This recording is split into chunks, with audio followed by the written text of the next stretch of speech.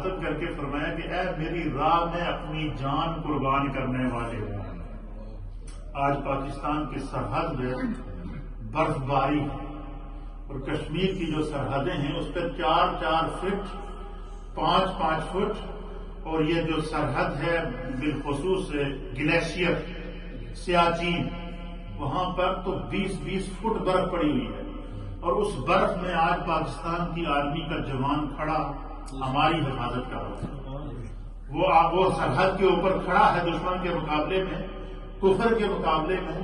اس برف کے اندر اس کو یہ جذبہ کس نے عطا کرنا ہے؟ یہ حدیث آپ سنیں گے تو پتہ چلے گا اسلام کیا ہے مسلمان کیا ہے اور دین کے لیے مسلمان ہمہ وقت کیوں قائم رہتا ہے.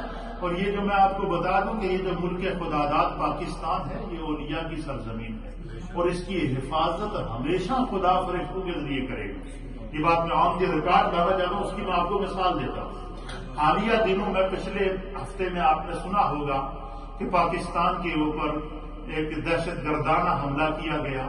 رات کی اندھیرے کے اندر جو ہے وہ انڈین جہاز پاکستان کی سرحد کے اندر داخل ہوئے.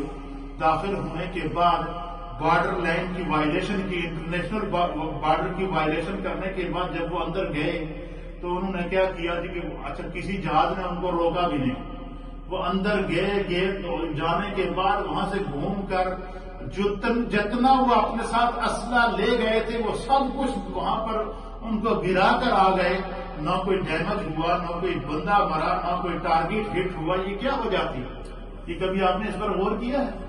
اس کی وجہ یہ تھی کہ پاکستان کی حفاظت خدا فرما رہا ہے. پاکستان کی حفاظت اللہ کے فرشتے کر رہے ہیں. وہ تو اپنی طرف سے بمباری کر کے آ گئے تھے نا ٹارگیٹ بھی ہٹ کر کے آ گئے تھے.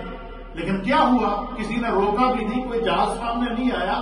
کسی نے اس کو گرایا بھی نہیں. پھر واپس چلے گئے. صبح پتہ چلا جی وہ ٹارگیٹ ہٹ ہی نہیں ہوا. پتہ چلا جی وہ جو مال لے کر گئے تھے ویسے ہی گرا کر اپنی جان چھڑا کر وہاں جنگل میں گرا کر آ گئے. تو ان کو جنگل پر مال گرانے کے اوپر کس نے برانگیختہ کیا؟ جنگل میں مال گرانے کے اوپر جو ہے وہ کس نے ان کو مجبور کیا ہے؟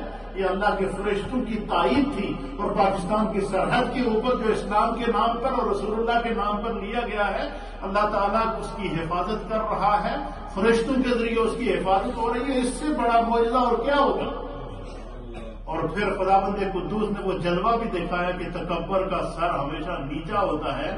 اور پھر جب ہماری آرمی نے سرپرائز دیا سود سمیت وہ 65 میں آئے تھے بغیر چائے پیے گئے تھے تو انہوں نے کہا چلو چائے پی کے باپو بھیج دیتے ہیں مہمان ہیں.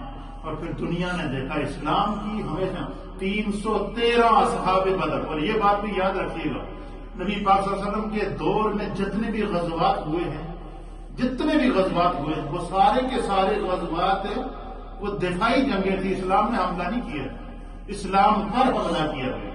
آپ یہ تاریخ اٹھا کے یہ تاریخ اسلام ہے کہ میں ان کی ریکارڈ لانا چاہتا ہوں اس وقت دنیا اس کو دیکھ رہی ہے کہ پوری تاریخ اسلام میں حضور علیہ السلام کے ساتھ جتنے غزوات ہوئے ہیں جتنے غزوات میں صحابہ نے شرکت کی ہے جتنی اسلام کی جنگیں ہوئی ہیں ان تمام جنگوں میں اسلام پر حملہ کیا گیا ہے. اسلام نے دفاع کیا اور خدا نے اسلام کی حفاظت بھی کی ہے اور قیامت تک کرتا رہے گا. اور اسی طریقے سے پاکستان پر حملہ کیا گیا پاکستان نے دفاع کیا.